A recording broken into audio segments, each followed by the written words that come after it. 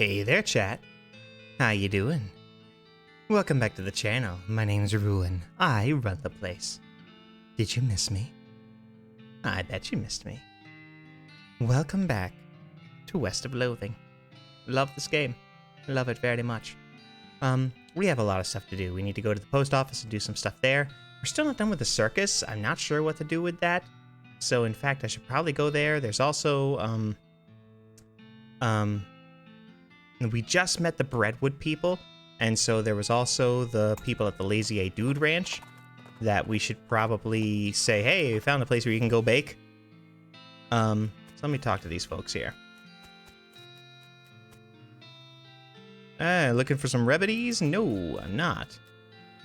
Howdy again. Could you grow cow's bane? Well, no way, man. Sorry, it's like only stuff we actually get rid of when it grows. Why is that? It attracts cows something fierce, man. You get more than like one stalk or whatever in the same place. Boom, cows up all over in your biz, man. What if you had a fence to keep the cows out? Well, maybe, but it'd have to be like a real serious fence, like with barbs and all, like major fencing. Okay, I'll see what I can do. Let's see. Leave them alone.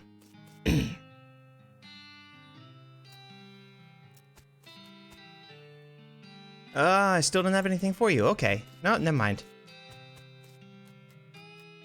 So, he could have had cow's bane here already. Interesting.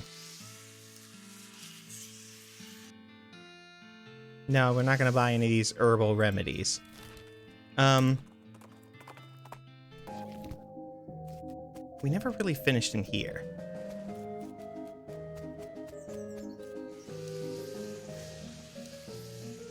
And something we wanted to do is we wanted to look at these eggs more. Have a closer look. Inspect the eggs more closely. Hey, step back, please. No touching. Oh, sorry. Leave the shelf. Alright, what do we do with you, huh? We already asked him all these things. Hello? How's it going? Can you talk? So, this circus gig. I understand. I mean, slowly curl into fists, white with tension. So what if I keep bugging him? Do you blink? Or wink, I guess? Take a closer look at him. You move a little closer to the side and lean over the rope, and an odd lump. Sort of crumpled fleshy mass size of a fist. With a squint and some imagination, almost looks like a crushed and shriveled vestigial remains of a human head.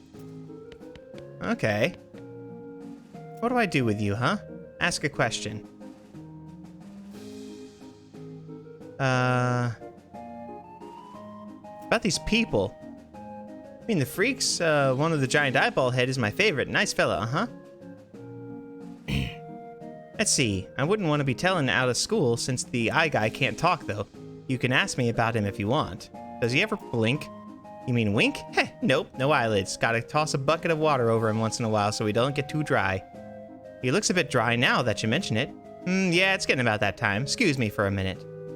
Oh! He's gone. We can look at the eggs. Inspect more closely. Since the clown's distracted, you take the opportunity to get a closer look at the eggs. You notice three things about them. Firstly, they're too large to be chicken eggs. You have no idea what kind of eggs they are. Secondly, they have been broken and then very meticulously glued back together. They almost look like they've been reassembled after something hatched out of them. And thirdly, one of the eggs features a pattern of red triangles that you recognize. It's the same as the clown version of yourself that you saw in the mirror earlier. You quickly step back and the guard clown returns. He gives you a fair amount of side-eye but doesn't say anything. Leave the shelf. Based on his attitude, uniquely combining attentiveness and extreme boredom, you assume this clown's job is What can I do for you? Ask a question. Tell me about these eggs. A traditional clown thing. There's a placard there. Don't get too close, please. They're fragile.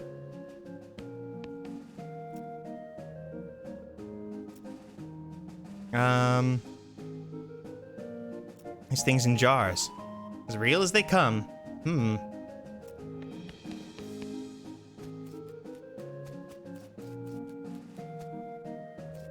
Talk to the clown. Anything else I can do for you? Earlier, you told me there's another clown with the same face paint. Oh, this is a reference to what we talked about before when we saw the eggs the first time. And he said each one only has one. Except I looked at the clown eggs display in the slideshow, and there's only one egg with that pattern, and it's supposedly taboo for a clown to use another clown's makeup. Say, you're real sharp. Better watch out you don't cut yourself. So what's the deal? You're right, there's just me walking around the midway, selling balloons at both ends. When people ask, I like to have a little fun with them. So you're not actually following me around. Why would I need to do that? You aren't dangerous or anything, right? Right. What else can I do for you? Can you tell me more about your circus? Really, it's more of a carnival, but let's not split hairs. Who's Barnaby Bob? The boss is a real famous showman. I'm not surprised you wouldn't have heard of him around here. Got an eye like a hawk, and he's a real whiz with those knives. Don't miss his show. It's a real highlight. Okay, see you around.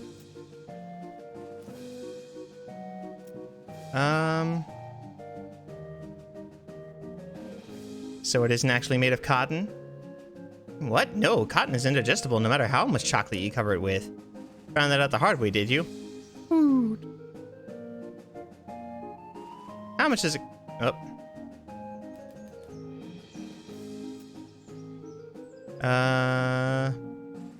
What is it?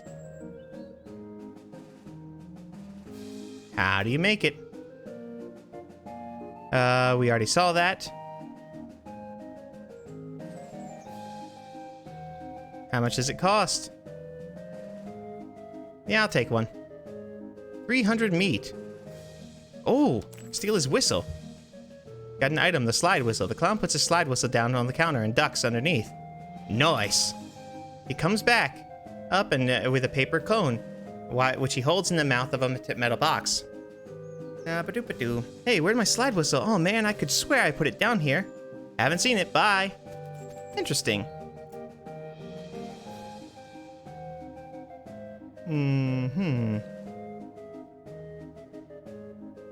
What can we do here? Is there anything else in Lost and Found? Sure thing, what'd you lose? Nothing. Just figured you'd see if I had anything you liked. Look, there's no such thing as an honest thief. You gotta pick one or the other. Sorry. Huh. Come try this cotton candy. Step right up, fella. One of the new candy things. What is it? So it isn't actually made of cotton? Found that out the hard way. I don't want to talk about it. How do you make it? This little machine right here. Can't tell how it works. As much as I'd like to brag, it's a trade secret. You invented it? No, some dentist down south did. But after hearing about it, I managed to figure out how it works pretty much. Now I'm really curious. Nope, these secrets in this box are for nobody's eyes but my own. I can sell you some cotton candy, though. How much does it cost? 300 meat, or my slide whistle if you happen to find it. I really miss my slide whistle. Let's never mind right now.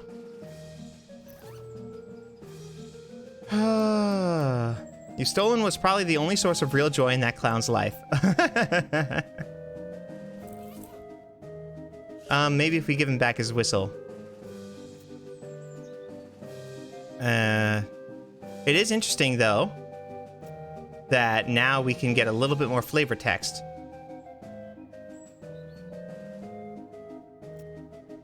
Because he doesn't have his slide whistle. Now, I'm really curious. How much does it cost? I'll take one. That'll be 300 meat. I found this slide whistle. Is it yours? Oh my, that's it. Thank you so much. The clown carefully puts his slide whistle in his shirt pocket, ducks underneath the counter, and comes back up with a paper cone, which he holds in the mouth of the metal box. Here you go, fella, on the house. Sweet!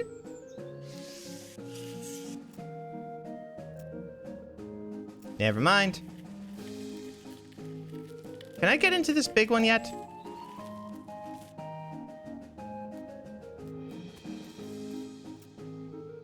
Okay, goodness.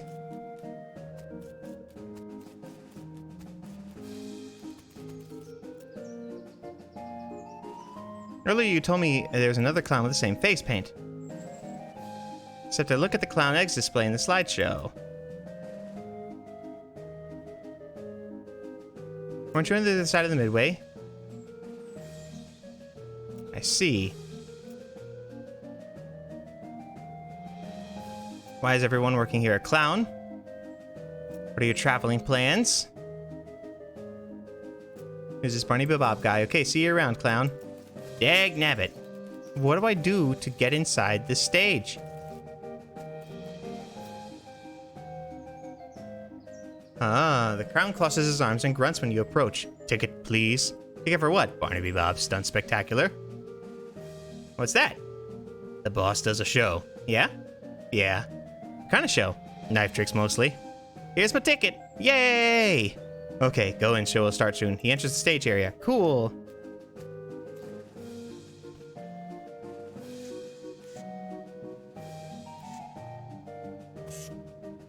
This is the same muscular clown that was guarding the entrance to the stage area. It looks like he doesn't. It don't look like he's going to let you backstage. Have a seat. You take a seat, and a smattering of other patrons appear. Sit down as well. After a minute or two, there's a crash of cymbals, and a clown runs in from the backstage curtain and jumps up onto the stage. In contrast to the other clown's colorful clothing, his is relatively simple: black wool trousers and a bright crimson shirt, under a pale tan leather jacket with fringes on the sleeves, and a red heart painted on the shoulder. His face paint is plain white without any colored accents, contrasting his curled black mustache and thin goatee. A snappy silk top hat with a rakish tilt tops off his outfit. He doffs his hat and bows with a deep theatrical flourish, and a small audience claps politely. Yay!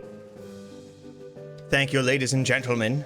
Thank you, and welcome one and all to Barnaby Bob's Perfectly Normal Traveling Circus slideshow.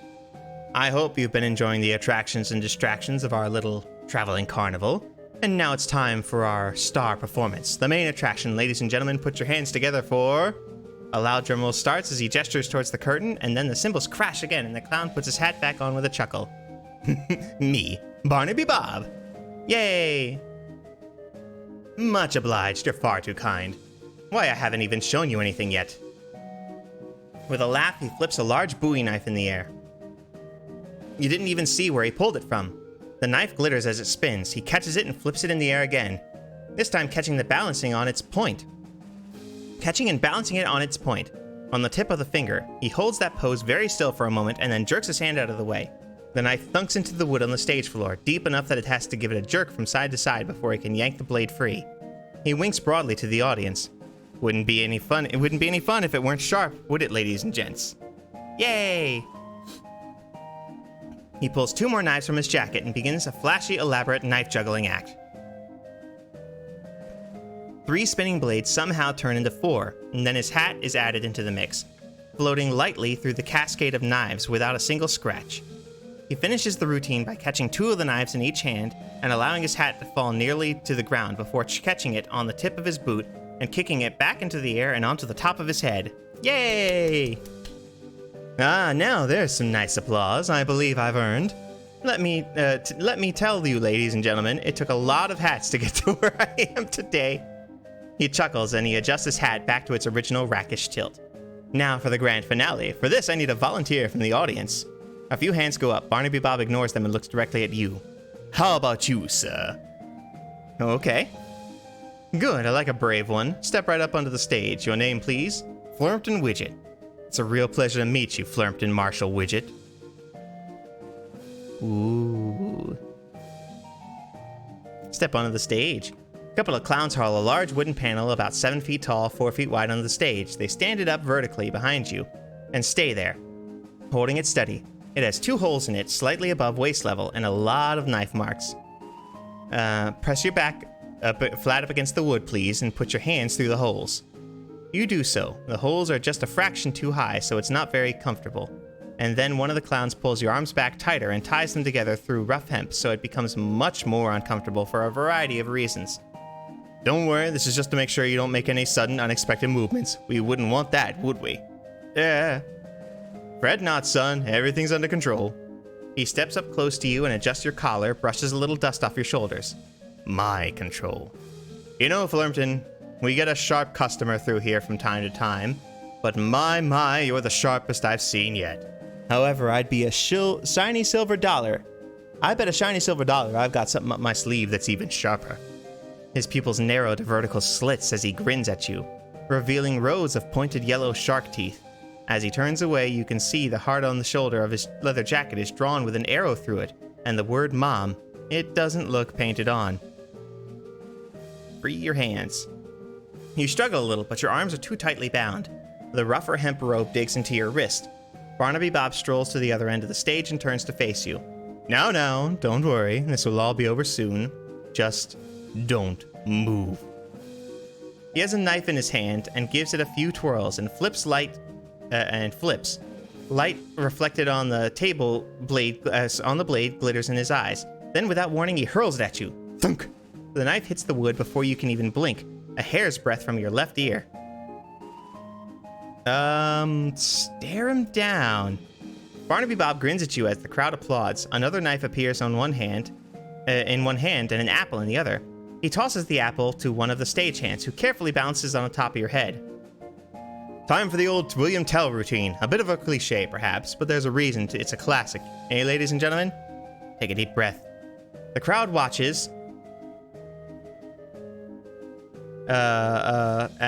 with rapt attention as he flourishes the knife, spinning it and flipping it behind his back.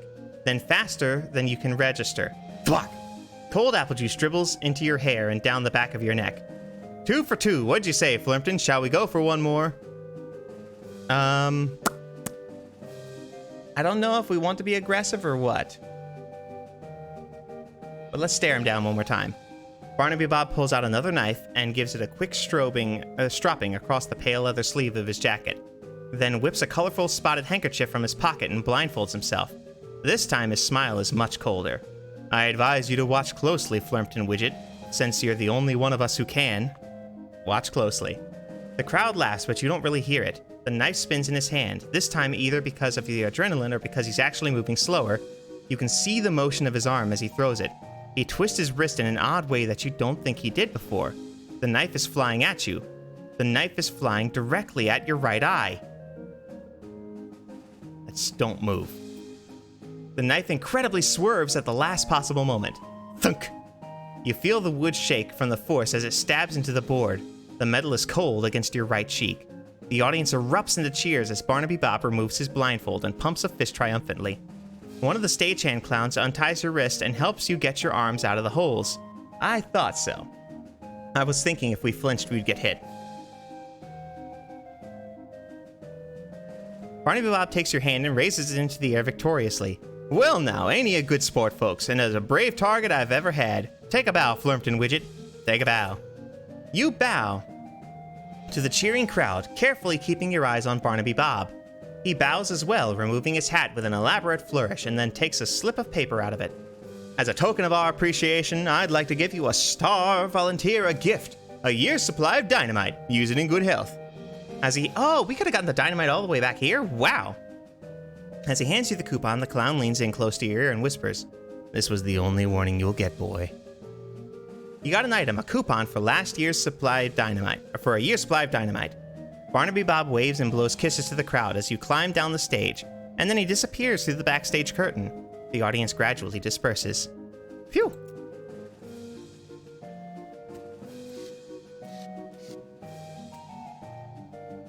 Makes no move to stop your regress. Stares at you, but yeah.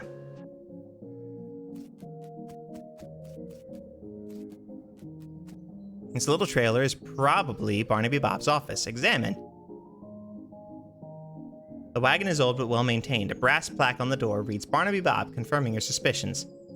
Knock on the door politely. You knock on the door. Come on in, Barnaby Bob calls. Enter. You? Here, I thought I made myself you open the door and walk into Barnaby Bob's office. He looks up from his desk, surprised to see you. You? Here, I thought I made myself perfectly clear the last time we met, and yet you knock politely and walk straight into the lion's mouth. You are either extremely brave or extraordinarily foolish. Boy, both I might hazard to guess. I've got some questions that need answers. And you think I'm going to answer them? If I didn't find you amusing, I'd have vanished you off the face of the earth for that little you know already. I appreciate that, but I can't just leave this situation unresolved. What curiosity did through the cat is going to seem like a Sunday picnic compared to what I'll do to you if you anger me, boy. Go ahead and ask your questions, but bear in mind I already gave you fair warning. Who are you? The clown smiles sarcastically. Why, I'm Barnaby Bob at your service, sir. You know what I mean. And if my estimation of your intelligence was not entirely off the mark, you already know the answer. You are wasting my time and yours. You have precious little. What are you doing here? Straight to the heart of the matter. Well, now, I had you pegged as a clever one, so why don't you tell me? You're here because of the cows.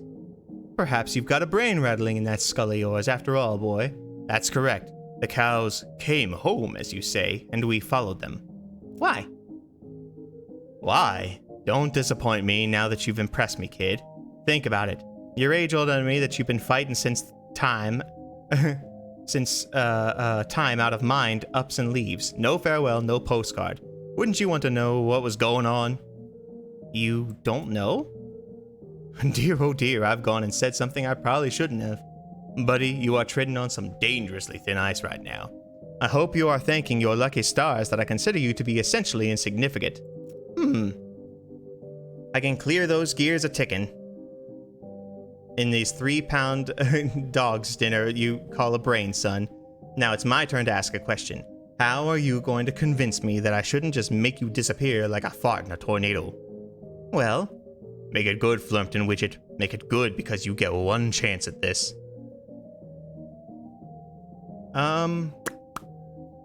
If I say it'd be a waste of your time, he'll say, what's a waste of my time is talking to you.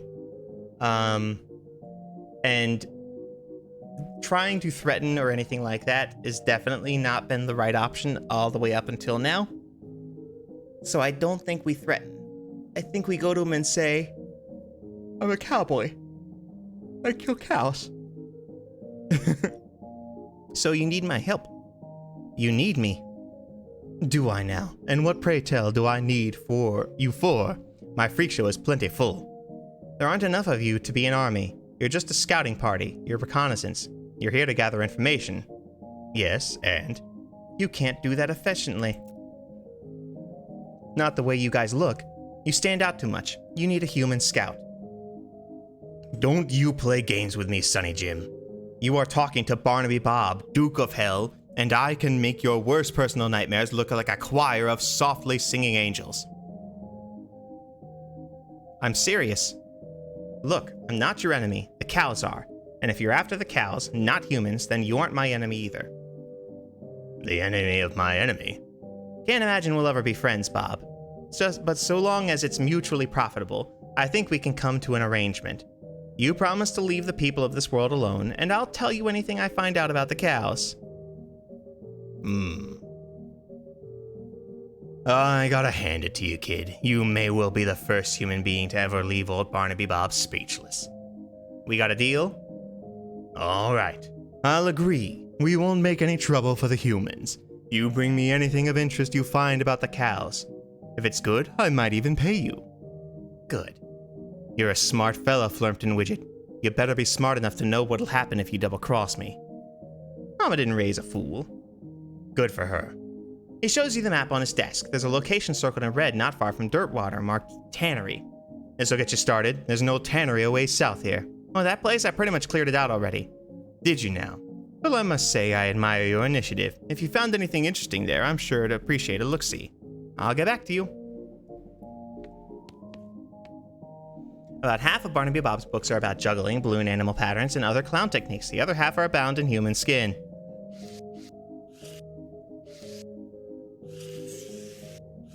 Interesting. The staff is warm to the touch, and you don't recognize the symbols on the dial. I have a limited reserves of both time and patience, so I recommend you waste neither one, Flumpton Widget. I've killed some cows if you're interested in bounties. Yes, I'll be delighted to pay you for proof of your kills, Flumpton Widget. Let's see what you've brought me. Give him all 3 cow tongues. Well, at any rate, that's a few cows that won't be telling any more tales. Anything else I can take off you?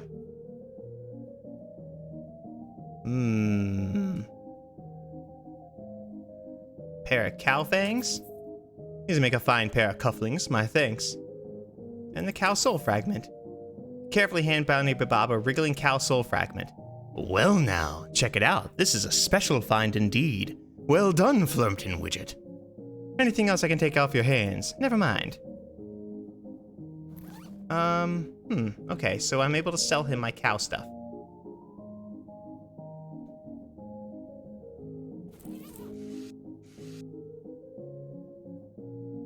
Let's see. I checked out the tannery you mentioned. Did you now? And what did you discover? A bunch of animated cow hides, plus a whole cow skeleton with leather just sort of draped over it. They were able to animate the leather. That's interesting, though not wholly unexpected. There's more to it. There was a leather there that wasn't processed, and we know if they could animate any old leather that wasn't possessed. And we'd know if they could animate any old leather because people's hats and stuff. I think it's just untanned hides. Well now, that is information worth knowing. How nice of an arrangement it works out for the mutual benefiting. There's more where that came, 250 meat. There's more where that came from if you tell me about this tanning process. There's a plant called Cow's Bane.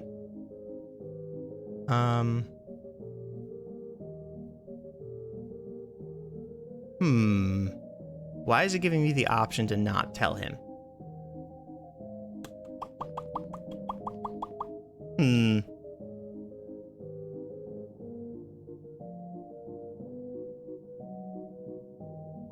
Okay. There's a plant called Cow's Bane. They use it in tanning leather. Apparently the cows hate it and attack anyone growing it. Fascinating. This is valuable information indeed. If you can provide me with a sample or even supply, I will reward you. Handsomely. I did not want to give him the seeds. We are going to grow the seeds. That's all for now. Yeah, we're going to grow the Cow's Bane seeds.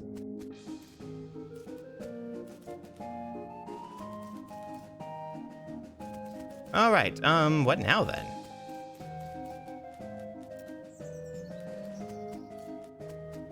Bum, bum, bum, bum, bum. Is that guy gonna tell us how he makes it?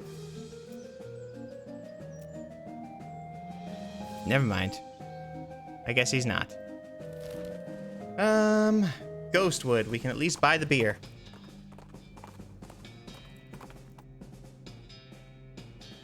All right.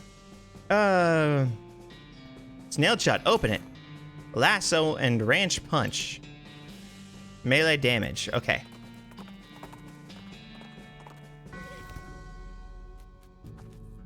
Knock. I need a drink. The beer. All right, you got to write your name down on the requisition slip. Widget. Flirmton. Marshall. Buy it. Bottle of ghost beer. Oh, it's cold. Need a drink. Your whiskey show up yet? Nope, not yet. Try again tomorrow. Muscle Moxie and Mysticality by 5 for the rest of the day. That's good. Okay. So... Fudge is a stomach. And then... This is a beer, and the vitality serums are the potions. Okay.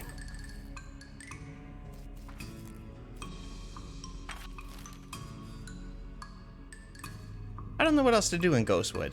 I guess we can be done for now. Military cemetery. Hovering bone splinters and a skeleton you must have called True Grit. 2. Well, look, it sure is a lucky day running into me like this. You just happen to run a skeleton spectacle and plastering service. Spackle and plastering service. I'll just fold it up and tuck it in your eye socket. There, you won't lose it. Come by the shop tomorrow and I'll fix you right up. You saunter away while the puzzled skeleton tries to dig a blank piece of paper out of his eye socket with broken fingers. Cool. What an embarrassing typo. Military cemetery. Talk. Look through a gate, many of stone crosses. Those are graves. I guess military graves, since they're all the same and in such neat rows. Soldiers? Yeah, even when they're dead, the officers make them line up. There's a shovel here, and I can't take it. Well, dang it. Caretaker's shanty. Investigate. You poke around the shed. The caretaker appears to have been shirking his duties for quite a while, judging by the dust and cobwebs. Check out the flyers. You discovered a new map location, Fort Memoriam. Maybe there's where the caretaker went. Military Reenactment Enthusiast Society. Look at the tools. Well, tool singular. There's a shovel here. You already have a shovel. You'd leave it alone. It's not like you'd be able to dig twice as fast. I could go sell my shovel. Look under the chair. Chairs are owned by one guy. It has years worth of lint and crumbs. Scope out the desk. Wood, paint, and spattered newspapers. It features a large collection of tiny jars of paint, as well as a jar of fine-tipped brushes, a can of thinner, and a stack of history books. Curious. Leave. Do not touch eternal flame. The flames over that way are all short-lived and uninteresting. It's Maleficent thorns. This goblin is roasting a weenie over the eternal flame. I'm pretty sure you're not supposed to do that. No, he's good fire, not too wasting. I guess we let Gary handle this. Gary ambles over and chats with the goblin. Both their attitudes towards the whole thing seem to be basically, hey, why not? Hey, they asking if wanting buy a weenie. Buy a bratwurst. Goblin bratwurst. Nice. Increase your muscle by 10, but reduces your moxie by 5. Blech. The goblin foods are always this kind of nonsense. Hope he didn't invest in the hedge fund, because these are now a pointy, worthless mess. Beyond this gate stand countless rows and columns of tombstones. Not exactly countless, I've counted 999 of them. You can visit an individual plot by number if you like. Visit a plot. We saw somebody. Yeah! Plot 420 is completely overgrown with mushrooms. You root around in loose shroomage and find books. Coincidentally, it's a book about mushrooms.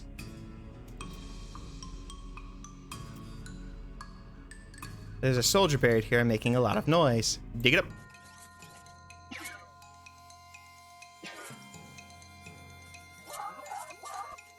Okay. Skeleton bones. Goodness gracious. 2. Visit a plot. Number 2. Dig it up. Ooh. What are you? Okay. Skull chips.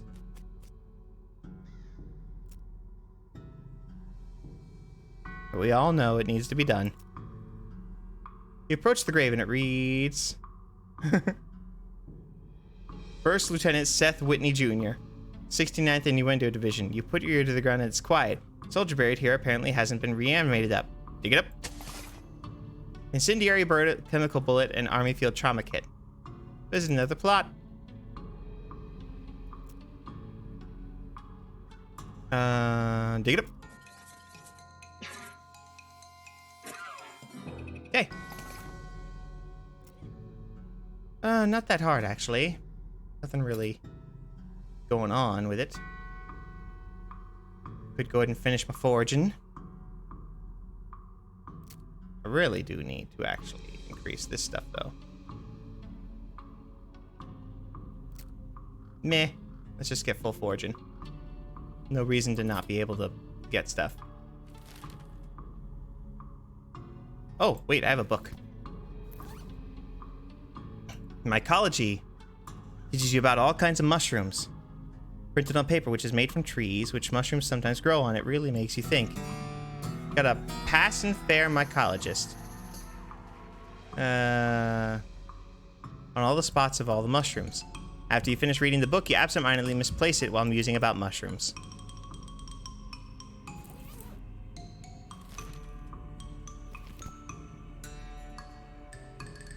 I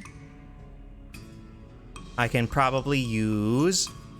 Yeah, I can go to... Not reboot.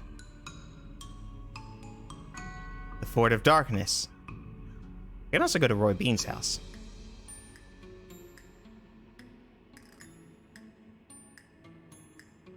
But let's go to Old Granddad. We discovered a new map location, the Kellogg Ranch. Let's see what it's about.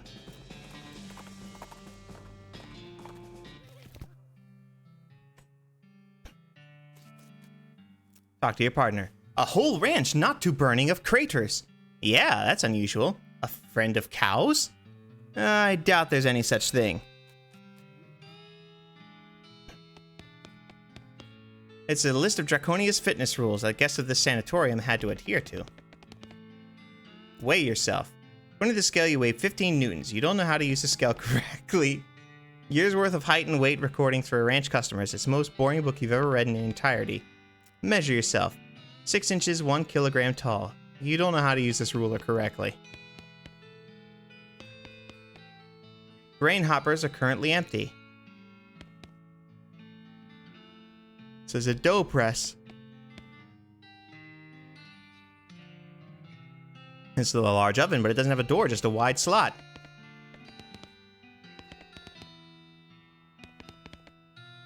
Pick locks. Requires a needle. Oh man, I am out of needles. And I don't know anybody who... Wait, bed is covered in bones. Take them. Skelly bones. Scrap of paper. Read it. Let's see. Supposed to achieve purity of glands, but I can't stop sleeping in those metal pants. Can't stand sleeping in those metal pants. They're so noisy, especially when I... Skeleton's bed is wearing weird metal pants. Take them. Oh my. Oh my. These pants are optimally designed for preventing access to their contents. This bed is empty. Keep calm and enjoy nothing. I need to get needles. Kellogg's office. Mostly medical journals and Bibles and some National Geographics. Boy, there's sure a lot of books about enemas on this shelf. It's a menacing ape skeleton. A grotesque anatomical chart. They got the spleen mixed up with the liver. Fix it. Grab a pen and make a few corrections. 100 EXP. This chart is much more accurate now.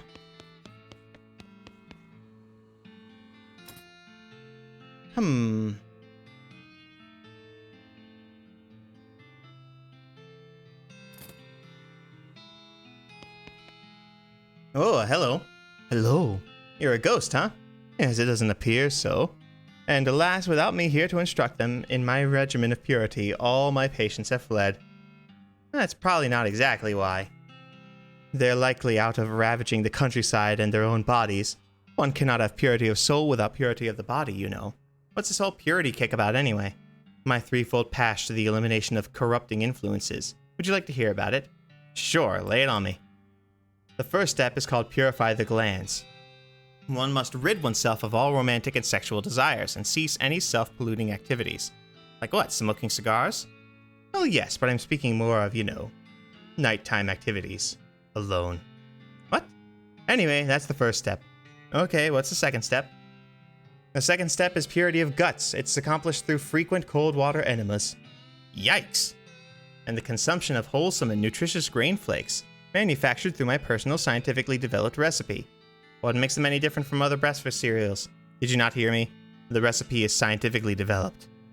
Alright, what's the third step then? The final step is purity of muscles. I've developed an extensive exercise regimen, featuring several workout machines that I have invented myself. Neat, and all this together, what is it? My regimen eliminated corrupting influences from the body, thus purifying the body, mind, and soul. Well, that sounds like a good result to shoot for, and it works? Certainly it does. Why, just look at me. You're dead. Only coincidentally. Uh-huh. Hold on. Kellogg's desk. Investigate. The desk is scrupulously tidy. In fact, there's not so much as a desk blotter or any single pen. It only has one drawer. However, you find a secret button cleverly hidden on the underside of the drawer. Hey, that's my desk. Keep out of it. You're incorporeal, so go ahead and try to stop me. Will I never. Press the secret button.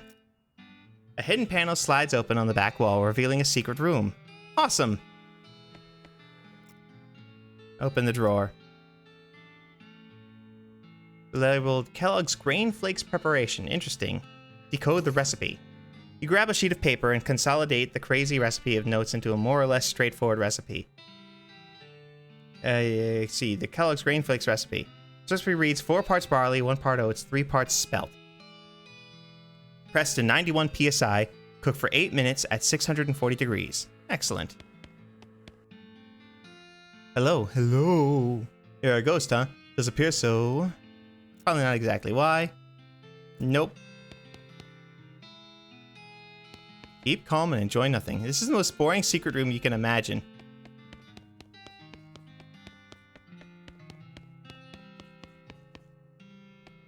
Interesting.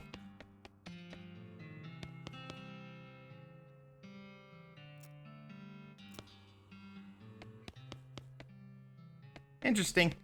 I was expecting to find all manner of debauchery in there. Grain hoppers are currently empty. How do I fix that then? The gymnasium. Your body is still wrong. The Stretchmaster 4000. Insert your limbs. Strap yourself into the machine and allow it to inflict some warm-up stretches on you. Keep going. The machine pulls too hard, which promptly yanks some of your shoulders out of its socket. Ow.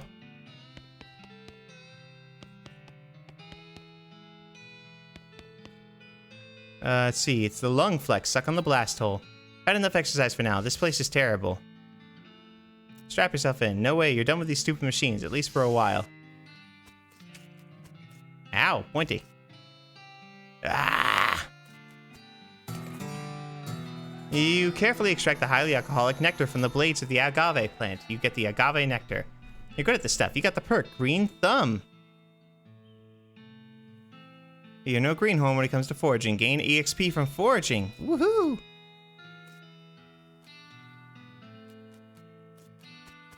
There we go. 10 EXP. Alright, I need to get needles. Where do I get needles? Can I get some from the store? I need to speed up the horse, too.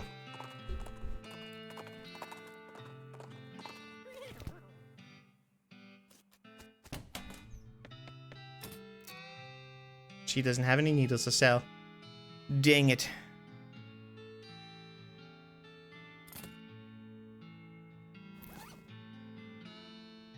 I could cut some silver bullets down to needles, in fact, actually.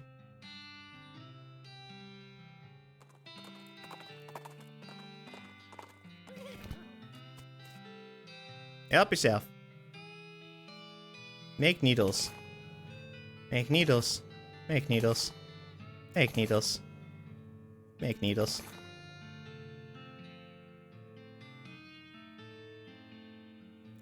Alright. 10 needles. How am I doing as far as, silver bullets, huh?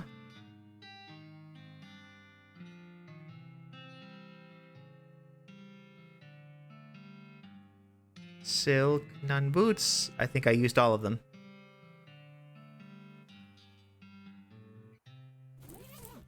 Okay.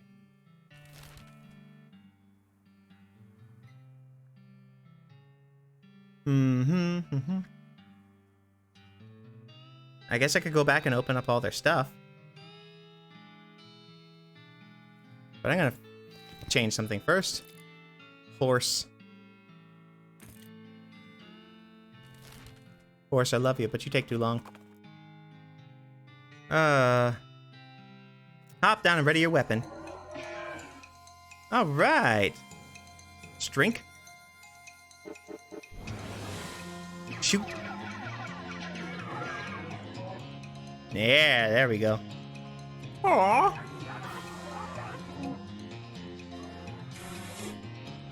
Ow.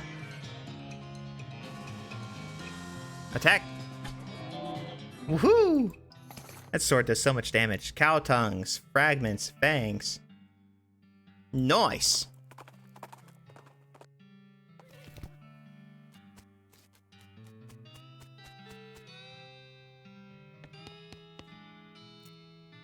You put your mouth on the blast hole and turn the valve on its side of the machine. The blast of air inflates your lungs, making you feel really dizzy.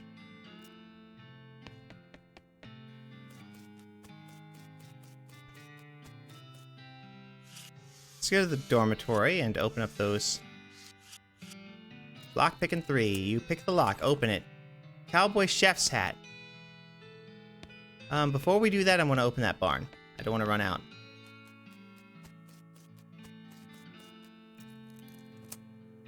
The barn door is locked. You definitely picked the complicated lock. Go on in.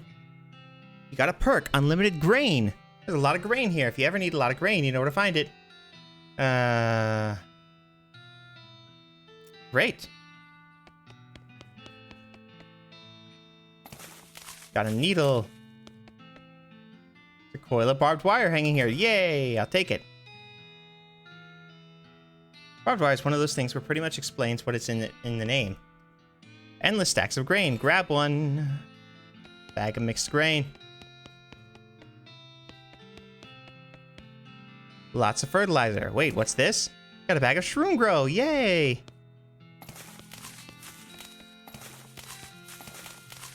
Yay! Let's shove this down Gary's throat. Give it to Gary. A deliciousness.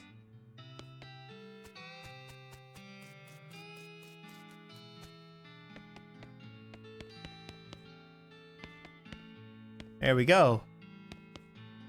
Lockpicking 3, open it. Sugared pork balls.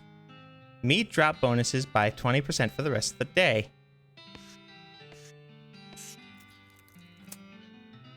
The only thing inside is dusty old diary. Give me them hot secrets. The diary of so-and-so Smith. Look at the diary and blow off some of the dust. Worn away, but you can tell it was longer than 7 letters. Longer than 7 letters. Diary of Smith. Sadly, the contents aren't particularly juicy. The author joined Kellogg's health program because she had several relatives with poor health and wanted to preserve her own. She found the ranch to be pretty boring, but appreciated the lack of anything much else to do. That the lack of much else anything to do gave her plenty of time to spend knitting, which was her favorite hobby. The last entry mentions Kellogg's death, rumored but unconfirmed to be due to a brain aneurysm caused by outrage at hearing a dirty joke, and that the author was returning home. Guess she forgot the diary when she left. Somebody with a name longer than 7 letters. Not particularly hot after all. Interesting. Nothing in this locker but a sewing kit, needles and thread. 5 needles. Whoever had this locker was apparently hiding some performance enhancers. You got a bottle of laudanum.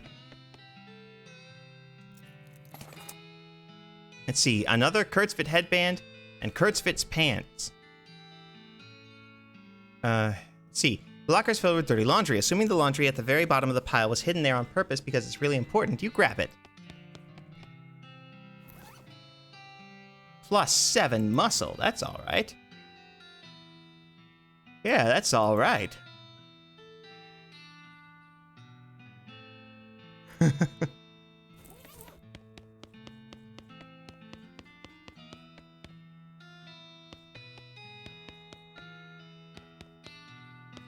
Load it up.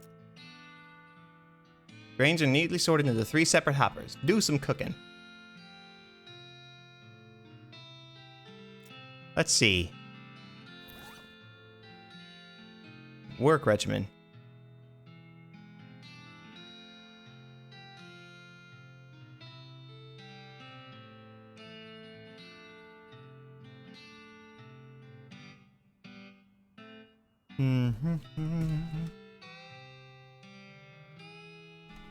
Okay.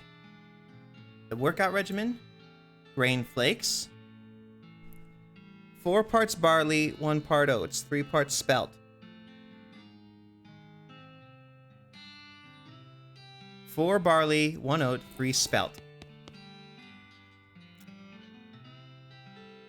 1, 2, 3, 4. 1, 2, 3. Turn the mixing crank. Got a multi-grain dough. Your view of the grains in the mixing chamber blurs as it begins to spin at an implausible rate. With the startling ka-chunk, hidden parts of the machine spring to life. The glass window of the mixing chamber becomes fogged with steam as the grain is mixed into dough. A few minutes later, the dough is expelled as a soft, worn lump. Nice. What was the next thing? Glob of dough we made at Kellogg's Ranch. 91 PSI. And 8 minutes at... Hold on, let me make positive. Yeah, 91 and 8 minutes at 640 degrees. Insert your dough. The dough press. Press the green button. Nothing happens when you press the green button. The pressure needle is at 80 PSI. 85. Whoops. Try again. There we go. Flattened multi-grain dough. Press the yellow button, the machine slowly compresses the dough you stuck inside. When the machine is finished, you've left with some perfectly pressed dough. You grab the dough and leave. As you're leaving, you wonder if the dough is leavened. Insert your flattened dough. You plop your dough into the metal tray, helpfully provided, and slide it into a slot in the oven. There are only 2 knobs, one for the temperature and one for duration. Let's see. Let's see. Quiz later. First, the temperature knob. 640 degrees. Set it to short. 8 minutes. Yeah! Set the knob to 8 minutes and wait for the oven to finish. The other dings and perfectly cooked tray of toasty flakes emerges from the slot. You got the Kellogg's Grain Flakes. They're great! Purifies your guts. Normally you'd be proud of yourself for doing something like that, but these look like they probably taste pretty bad. Let's not eat them.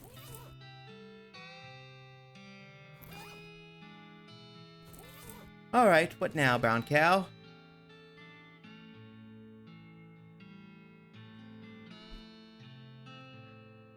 Well, we could probably tell the lady now, but can't. Your travel interrupted. Weird. Is a goblin skeleton or something? A fairly disturbing sight. Weird glowing mushrooms which shambles towards you, making angry hissing sounds. Weird. Is that a goblin skeleton or something? Gross. No. I was just thinking, you know, because of the mushrooms. Yes, I can see that, but no. Trick him into overdosing.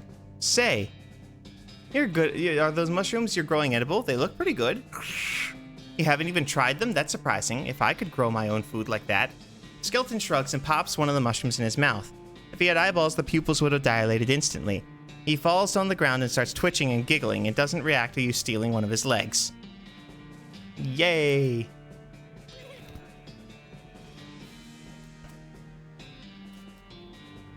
Look at the size of that thing. Oh, look, an old granddad. What? You are granddad? Where? No, the really big cactus over there? A famous goblin place named Old Granddad. But goblins aren't related to cactuses. An honorary title. I see. Well, let's check it out.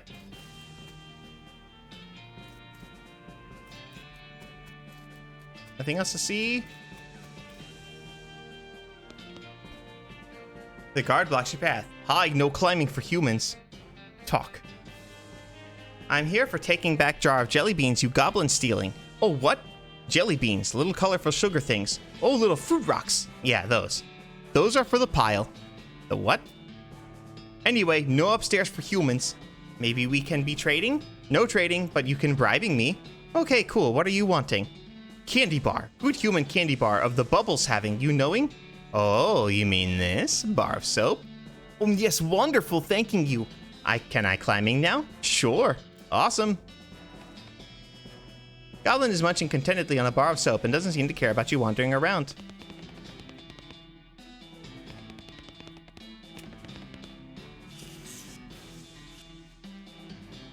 What's this? There's a gash in the wall of cactus here, revealing a vein of sticky purple goo. pile of goblin junk. There's another goblin here blocking another ladder. Hello, no climbing for humans. Too bad. Talk. Can I bribing you into letting me climbing? Oh, okay. What are you wanting? Cactus syrup. A delicious vein is being in another room, but had losing my tap. Okay, I'm being right back. How do I tap the goo? Oh, I can just find a tap.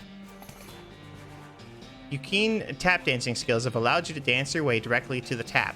You also find an empty jar in the pile, which will be handy. Nice. Tap it. Got cactus syrup. Having a syrups? Yes. Hooray! The guard guzzles the entire bottle in a single long draw. It's both fascinating and disgusting, needing for more proper bribing. Of course you are.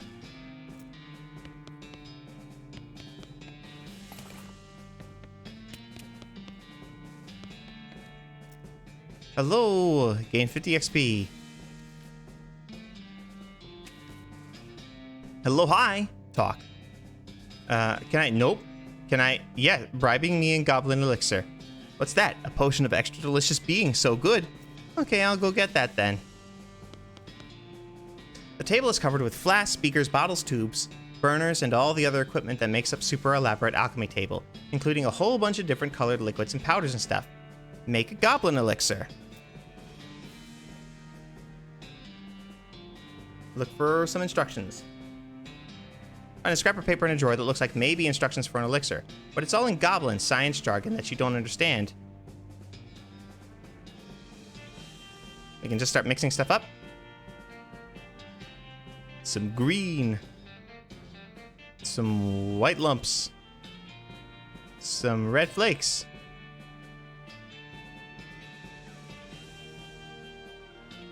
Shake it up. You carefully pour some of the mixture into a cocktail shaker and give it a good shake before pouring it back into the beaker. The mixture turns gray and starts to steam like crazy. You manage to pick this concoction out the window and duck under the table just in time before it explodes with a tooth-rattling bang. Geez, this alchemy stuff is tricky.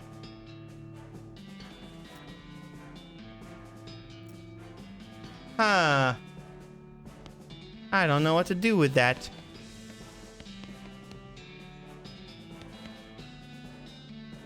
Not yet. Not yet ready for bribing.